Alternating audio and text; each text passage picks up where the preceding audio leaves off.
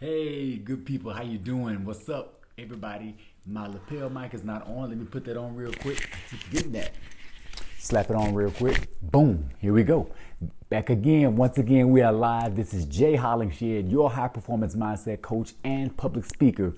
I'm making a difference in lives of dedicated, devoted entrepreneurs and the dedicated, devoted athletes, helping them bring a mindset of more profitability and more productivity so they can live a life they want to live on their own terms.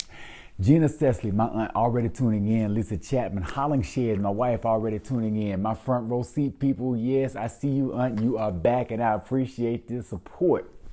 Now, today is day 5 of the week, day 5, and this is actually Thursday. On day 5, we discuss pillar number 5.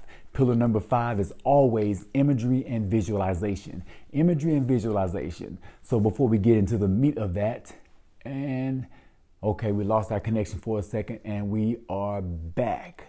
All right, I apologize for that. But before we get into the meat of imagery and visualization, we are going to thank everybody. I already thanked my front row seat people. Those of you that are watching this on repeat, thank you so much. I appreciate you as well. Also, if you want to watch this episode in its entirety, you can go to my YouTube channel and watch on my YouTube channel. All of my episodes are on YouTube channel. My 100 plus episodes are backlogged, ready for your viewing pleasure. Also, I'm asking you, please like, subscribe, share, all of that on my YouTube channel, as well as this channel you're watching on as well. All right, Ronald Houston, Markeith Braden, what's up, Fred? How you doing, man? All right, so we are back, we are live, and we are about to jump into our imagery and visualization session. Not going to be long, but I got 2 points I want to make about imagery and visualization. Now, as I mentioned earlier, if I didn't say it, this is episode 138 of 365. So, imagery and visualization. I want to talk to you about not changing your image or the visual or the vision you have for yourself, and then talk to you about changing the image and the vision you have for yourself. We're going to start off with our brief definition of imagery and visualization. Now, visualization, that's the visual image you have of yourself, your future self, the future you, the you are growing into, who you want to be, that better person you are trying to get to. That vision you have in your mind's eye, in your head, of who you want to be, that pictorial memory vision you have in your head, that is visualization. You are visualizing that. It comes from the root word vision. Now, imagery, same thing as imagination. Imagery is just taking your vision a step further. I like to say adding your 5 senses to that, or 4 of your other senses, being that 1, your sight or vision is already being used. When you add your 5 senses to whatever you are doing, you actually bring it to life. Your imagination, like being a kid, you're imagining, and when you imagine things, you actually make it real for you. Making it real for you is basically bringing your 5 senses into it. When you bring your 5 senses into it, it's more than just mental. It becomes physical, and your mind and your body are involved. And when your physical body gets involved, you can tell. It's always like that dream that you have when you wake up in the middle of the night and it felt so real. Why did it feel real? Because it was no longer here. It was here and here in your body. You woke up in that cold sweat. Your palms are sweaty, heart beating fast. It felt real because it was real. You added imagery to it without even realizing it. So those are the definitions of imagery and visualization. Now, let's talk briefly about why you don't change the image or the vision you have of yourself. Here's the reason why. Because when you hold that same image, you're holding that clear picture. Each time you repeat that image or that vision in your mind, and you're rehearsing that in your mind, what you are doing is sending mental energies. You're sending messages out into the universe. You are communicating with the universe, telling it exactly what you want. I want this. I want this. This is where I want to be. This is where I want to grow into. This is the ideal picture of me. This is me 50 pounds lighter. This is me as a national champion. This is me in that new job position. When you have that vision in your mind over and over and over on a consistent basis, then the universe knows exactly what circumstances to send your way for you to obtain and act upon to hold and to achieve that vision you have. Now, here's a quick example. How many of you have that son, daughter, niece, or nephew, or that child that never knows exactly what they want? They come to you, hey, I want to go to Disney World. Ooh, or perfect idea. They're in the grocery store. Ooh, I want this. Ooh, I want that. They're walking to the next aisle. I want this. I want that. They want so many different things. It is clear to you as the adult chaperoning that child that child is not clear on what they want. They don't know what they want. They just see things and they want it. It's random. It's all random. So they are not sure of the direction they want to be in. Now, the same thing goes with us and as we communicate with the universe. Our mental images are nothing more than our thought images, and those are mental energies we send out to the universe to be reciprocated back to us in the form of our circumstances. The perfect circumstances will come our way according to the signals and the requests that we put out into the universe.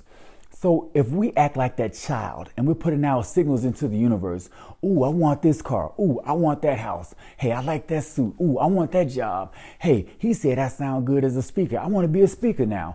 Oh, no. I want to be a real estate agent. That's what I want to do. The universe will just sit back and look at you like, yeah. What next? You're getting on my nerves. What else do you want? The same way we do the children, right? When they don't know what they want and they're just saying, I want this, I want that. So that's why you don't change your image or you don't change that clear vision you have. You want to maintain it and consistently have that vision. And you hold that vision until you reach it, until you achieve it. Once you reach and achieve that vision, then you change your vision. That's when you change your vision. First thing I told you was why you don't change, because you want that consistency. You want to send that clear message out so you can get the circumstances reciprocated back to you or the energies back to you in the form of circumstances for you to reach your image or your vision you have for yourself. Once you reach that image, you achieve that goal, you've made it to that mark. Now you change your image. Why do you change your image? Because it should grow with you. Your ideal you should grow as you grow. It should evolve as you evolve. It's like you're at a 1, you're trying to get to a 10. Okay, now you're at a 2. Why are you still holding a vision of a 1? You need to hold a vision of a 4 or a 5. So as you upscale or grow, your vision should grow for yourself. You got to keep growing. And then you hold that vision until you get there. Then you change it and go again. Okay? It's just like growing and growing. Here we are. We don't shrink. As you grow, or as a child, children don't shrink. But as they grow out of their clothes. So why would they still wear the same too tight shirt or too small shirt that they grew out of? That's like trying to hold that same vision that you grew out of. You don't want to hold on to those old clothes. You can't do anything with them. You don't want to hold on to your old lifestyle. You can't do anything with it. So it's not healthy for you. It's not productive for you. You want to grow. So you grow with your circumstances. They evolve. Your image evolves with you. Your visualization, it grows with you. So once you've reached it, you've changed it. Then once you've reached it, you've changed your image and you grow to the next one. And once you conquer that, you keep growing and growing and growing. So you grow, change, grow, change. Simple as that. You take steps. It's like reaching your goal. You set a milestone. Those are your milestones in your goal setting process. But that's yesterday's message. We're talking about imagery and visualization. We're going to leave goal setting on Wednesdays. Now, real quick, the purpose of your imagery and visualization sessions. What they do, they allow you to mentally be. They allow you to mentally exist as what you want to be before you physically exist. in that area. They allow you to mentally experience what you want to be. They allow you to mentally understand what it is you are trying to accomplish. Say you want to lose 50 pounds. Okay, if that's the picture in your head and you're holding that vision, then you add the imagery to it. The imagery is now you are imagining what it feels like to be 50 pounds lighter. You're imagining what it sounds like to be 50 pounds lighter. You are imagining what it smells like. You're in a different arena. If you are in a place where a sense of smell could be attached to that, or the same thing with a sense of taste. Tasting foods that help you maintain that 50-pound lighter body frame. So you're imagining all of that. You're bringing that into play. That's you mentally being. That's you mentally experiencing. That's you mentally gaining an understanding of what it is you want to be. So that's what imagery and visualization does for us. It allows us to, like I said, experience, understand, and be able to hold on to what it is we want. And now that we have that imagery, or that image, or that vision in our heads, now we can proceed to make that physically happen. Why? Because holding that image in our heads, in our minds, holding that experience, since we made it real, holding that vision and experience gives us our goal. That's clarity. Mentally and physically knowing exactly what we want, and we hold that until we get to that 50-pound lighter frame. That's the clarity that we want. So that's the direction we're going in. So that's just a brief breakdown of why you want to hold your vision and hold that imagery, and why you want to change that vision or change that imagery. So keep imagining, keep visualizing. You want to see it.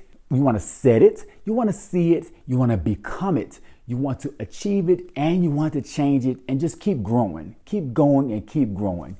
That's all that I have for episode 138 of 365. This has been my 7 pillars of mental performance in 365 days. I am your high performance mindset coach and public speaker, Jay Hollingshed. Wishing you all well. And if you would like any coaching from me or any more advice from my 7 pillars of mental performance, feel free to reach out to me at my website, jayhollingshed.com. That's JAYHOLLINGSHED.com, or speaktojay.com, SPEAKTOJAY.com. Thank you so much, everybody, for tuning in. Be well, stay blessed, and as always, through love, be a blessing. God bless.